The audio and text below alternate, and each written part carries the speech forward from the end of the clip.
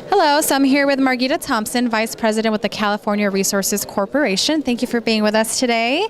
Tell us a little bit about the CRC. So California Resources Corporation is the largest oil and natural gas producer in the state of California. So Occidental Petroleum moved its headquarters to Texas, and they spun off all of the California operations. So that's what we represent. So every single one of our employees is a Californian. Well, that's wonderful. Tell us a little bit about the policies that are kind of changing right now. I've heard a little background about certain policies that are affecting California. Would you be able to give us a little detail and maybe simplify that a little bit? Sure. So energy is a really complicated subject, and it's not really a very sexy thing to talk about, but it touches every aspect of our life. So Californians are very frugal with their energy use, and so we're actually 48th per capita in energy consumption. But there's so many of us, and there's so much economic activity. If we were considered a nation unto ourselves, we would be the third largest energy consumer behind the United States as a whole and behind China. And so we're an energy island, which means that we actually have to import more of our energy. So we import 62% of our oil, 90% of our natural gas, and 28% of our electricity. But at the same time, California is the third largest energy producing state in the country. So it's this land of push me, pull you, right, when you're talking about energy reform. And so with California Resources Corporation, we're really proud of being an all-California workforce, and because of that, all of our properties are managed and operated under the safety, labor, regulations, and protections that are mandated by the state of California. And you couldn't ask for anything safer because we've got the most stringent regulations here in the state. It's great to hear. We do love our California, so we're great to have people like you who are, making sure that the regulations are up to par. But what someone mentioned something about policies that are kind of being affecting the state. Let's talk about, for instance, electric vehicles and how. What's going on with that? Are you guys, the trucks and the vehicles that are being used to import or kind of move, the oil around? Is that changing in any way? Are the policies kind of becoming more strict or new requirements on that end? Well, it goes to being an energy island and the fact that you end up having a larger global footprint if you end up having to import that oil and natural gas into the state of California. If you domestically produce it, you don't have to bring it by tanker, you don't have to bring it by rail, and so it's just more easy to be able to use domestically produced California oil and natural gas, and so that is absolutely something that we support.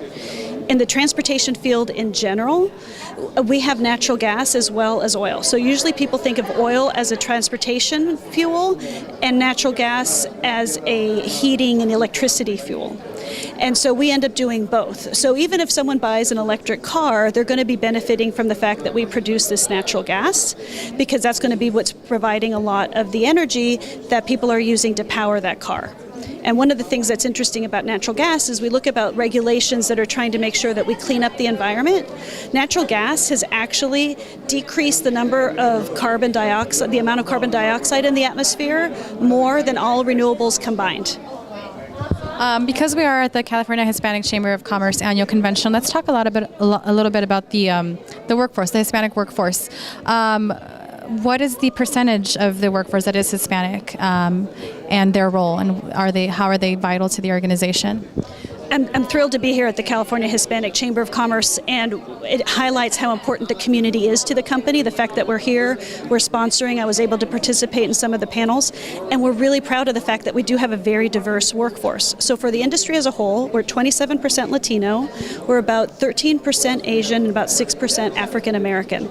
The average wage is $81,000, and a third of our workforce has a high school degree or less. So we really are providing a path to the middle class to people who are going to have a non-traditional education in their background. And so that makes me very happy because I feel like it's helping deliver the American dream for our community, which is super important. And so we really want to make sure that we honor the blue-collar workforce. We have a project labor agreement, so we work very closely with the unions as well, the IBEW, the electrical workers.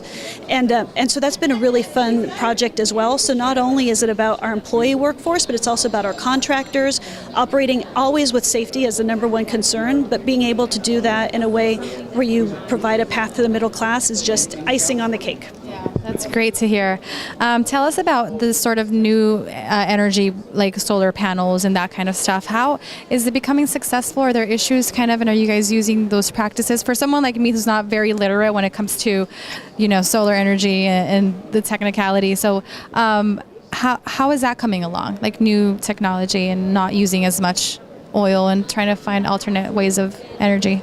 So at California Resources Corporation, we are a traditional energy company, so we're about oil and natural gas. But we also believe that it has to be an all-of-the-above energy approach. So the government has estimated that 80% of our energy needs, even in 2040, are going to come from fossil fuels.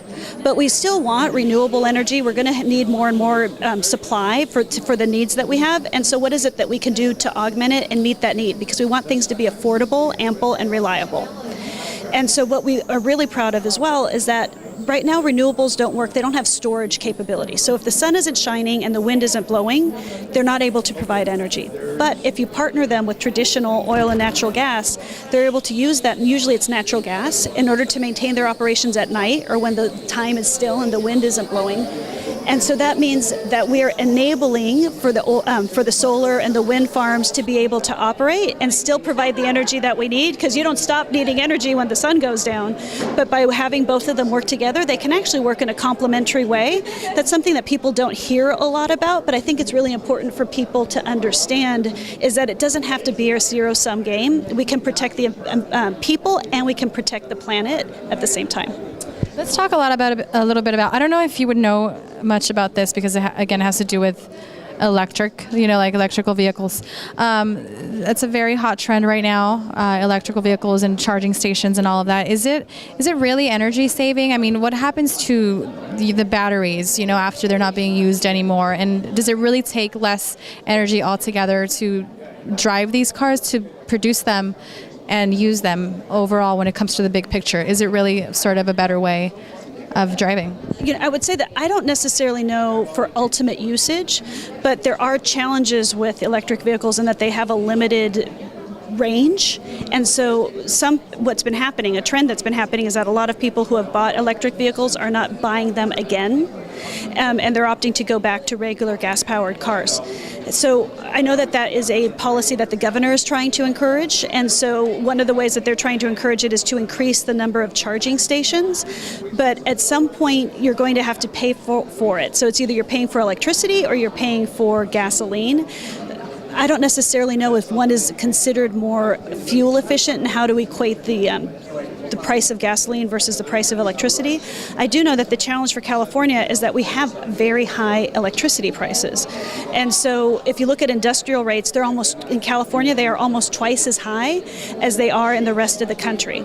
So that has ramifications not just for transportation, but it also has ramifications for manufacturing and for small businesses like the people that we have here at the Chamber of Commerce, because everyone has to pay for their electricity bill. And if your electricity bill is higher, you're not going to necessarily want to hire as many people, or you may not want to produce here.